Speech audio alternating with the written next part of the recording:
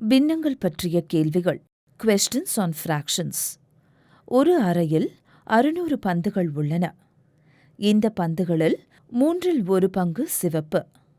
எனவே எத்தனை பந்துகள் சிவப்பு? சரியான விருப்பத்தை தேர்ந்தெடுப்பதற்கு முன் படங்களின் உதவியுடன் இந்த கேள்விகளை தீர்ப்போம். 600இல் 1/3 என்ன என்பதை நாம் தெரிந்து கொள்ள வேண்டும். இது மொத்தம் 600 பந்துகள் என்று வைத்துக்கொள்வோம். இங்கே நமது பின்னம் 1/3 ஆகும். எனவே நாம் 600ஐ 3 சம பாகங்களாக பிரிக்கின்றோம். ஒவ்வொரு பாகமும் 1/3 ஆகும்.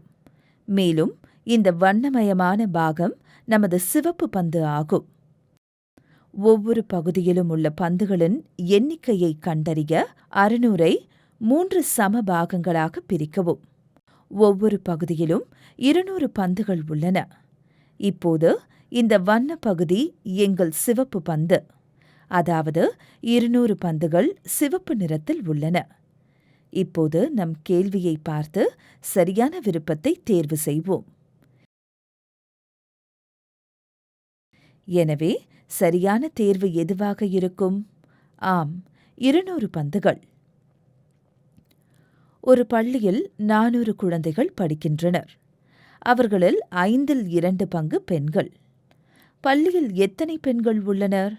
இப்போது நாம் 400இல் 2/5 என்ன என்பதை கண்டுபிடிக்க வேண்டும். இங்கே நமது பின்னம் 2/5. எனவே இந்த செவ்வகத்தை 5 சம பாகங்களாக பிரிக்கிறோம். ஒவ்வொரு பகுதியும் 1/5 இருக்கும். இந்த 2 பகுதிகளும் பெண்கள். ஒவ்வொரு பகுதியிலும் உள்ள குழந்தைகளின் எண்ணிக்கையை கண்டறிய 400ஐ 5 சம பாகங்களாக பிரிக்கிறோம். ஒவ்வொரு பிரிவிலும் 80 குழந்தைகள் உள்ளனர்.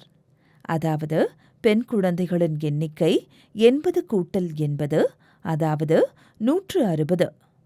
அதாவது 400 குழந்தைகளில் 160 பெண்கள். ஒரு தோட்டத்தில் 800 மரங்கள் உள்ளன. இவற்றில் 3/4 மரங்கள் மாமரங்கள். எனவே மாமரங்கள் எத்தனை? 800இல் 3/4 என்றால் என்ன என்பதை நாம் தெரிந்து கொள்ள வேண்டும்.